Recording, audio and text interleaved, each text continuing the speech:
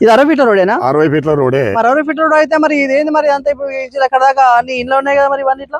అవునన్నా, ఏడికెళ్ళ అందాక కూడా ఇప్పుడు ఉన్నటువంటి అధికారం ఉన్నటువంటి కార్పొరేటర్లు చేస్తున్న దౌర్జన్యం ఇది.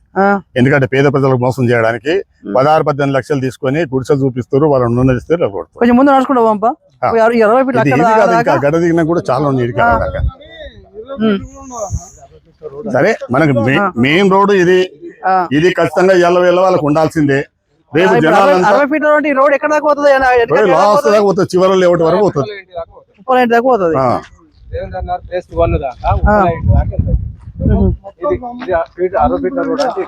ఫీట్ల రోడ్ లేదు కానీ 30 ఫీట్ల రోడ్ లేదు. లేదన్నా, అదే కదా మేము ఇయ్యాలని. ఇదేంటిది మరి?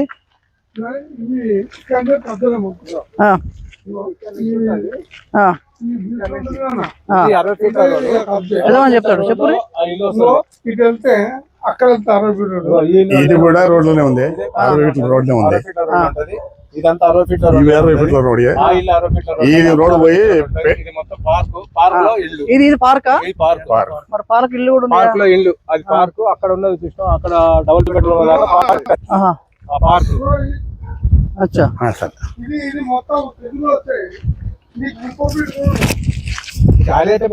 ఒక నిమిషం.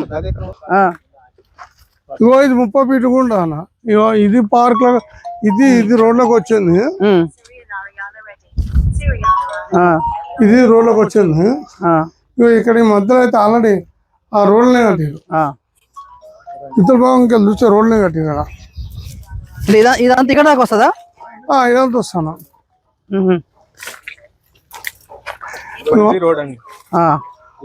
ఇది రోడ్డు రోడ్ చక్కగా వస్తుంది అన్నట్టు.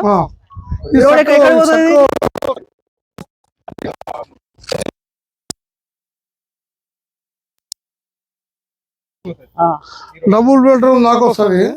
ఇక ఈడోటి ఆడోటి మొత్తం ఇవన్నీ కబ్జాలు పనే. ఇక కబ్జా చేసిన రాజ్యం.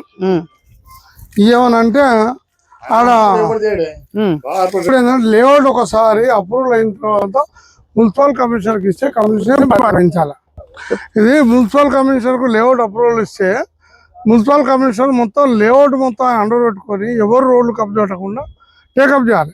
కానీ మున్సిపల్ కమిషనర్ నాకేం సంబంధం లేదు, ఎంఆర్ఓ దగ్గర అని చెప్పి ఎంఆర్ఓకు చెప్తే రోజు వచ్చింది పోతుంది.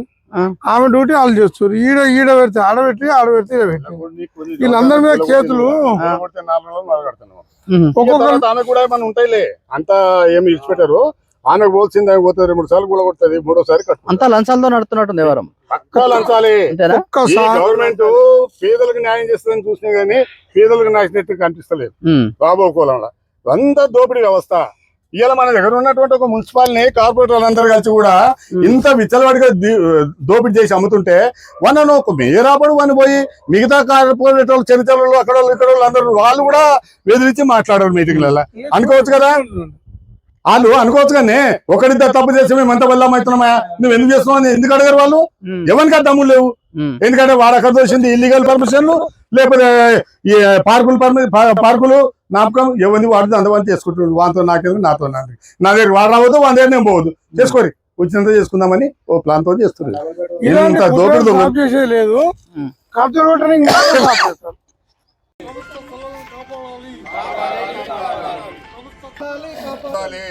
ఎట్టి పరిస్థితుల వల్ల విడిచిపెట్టే సమస్య లేదు అని చెప్పి మేము అఖిల పక్షం నుంచి డిమాండ్ చేస్తా ఉన్నాం.